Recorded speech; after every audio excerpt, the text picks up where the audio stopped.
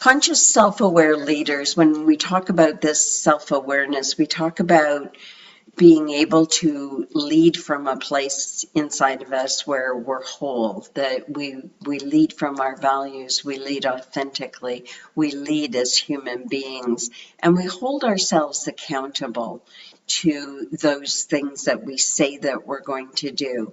We don't compromise ourselves. We speak out and we say, we disagree when we are in disagreement. We don't just go along because we're afraid.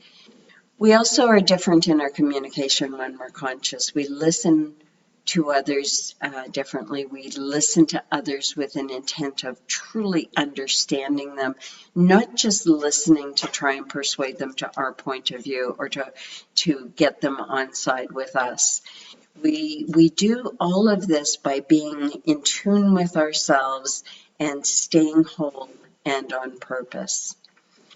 And that vital difference between conscious and authentic leaders and unconscious leaders is that unconscious leaders don't have that level of awareness, and their ego and self-protective system drives their behaviors, pushing forward with their own agenda instead of looking at the needs of other people and how they are feeling that's causing them to think and behave in the way that they are. So if we can agree, and I hope you all will, as many experts have stated, self-awareness is the very essence of effective leadership. Because if we do not know ourselves, if we don't have awareness of ourselves, then we can't accurately assess ourselves. We can't know whether we're being effective and how we're communicating, how we're being received by others, and really knowing our personality type comes from really checking in, doing assessments, doing things like that, where we get to know who we actually are based on our physiology, how our brain is organized with methodologies and systems like the Striving Styles personality system.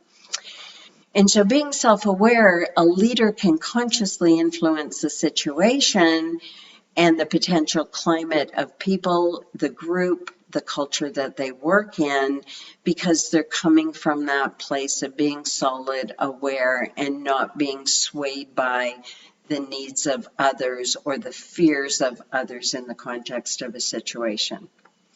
So in order to be self-aware, you really have to take a deeper look at your feelings, why you feel the way you do, and how your feelings can ultimately turn into reactions. Because with every feeling, you can attach a story about why you feel that way, which may or may not have anything to do with the situation. Here are some tips for improving self-awareness. Keep a journal. Just write for 5 minutes at the end of the day, at the beginning of the day. Write down how you're feeling.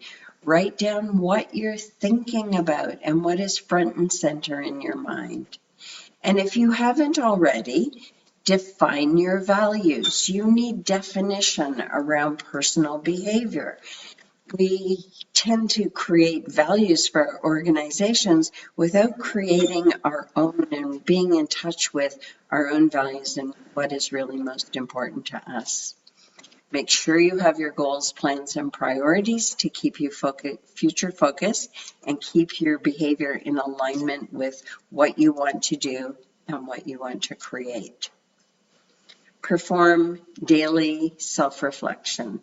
As I said earlier, we can check in with ourselves on the hour. We can just close our eyes for a moment and think about, what is it? What am I feeling? What's going on in my body? Let me get my mind and my body in the same time zone.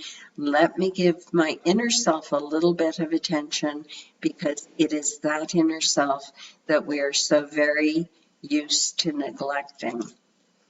Practice meditation or mindfulness habits. And in a few of my other coaching sessions, I've talked about some mindfulness practices for you to use.